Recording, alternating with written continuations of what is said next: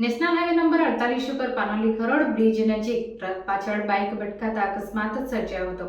Bike સવારના પુત્ર ઘટના સ્થળે જ મોત થયું જ્યારે માતાને ગંભીર ઇજાગ્રસ્ત પહોંચી હતી। માર્ગ ઉપર ઉભેલી ટ્રકના પાછળથી બાઇક ભટકાઈ હતી।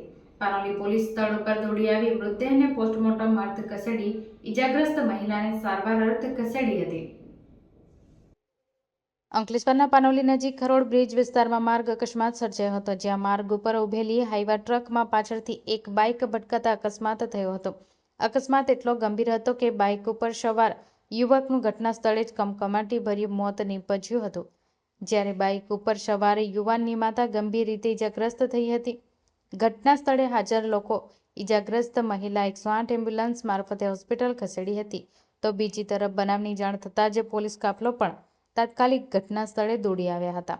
પોલીસે અકસ્માત મોત નોંધી આગળની કાર્યવાહી હાથ ધરી હતી।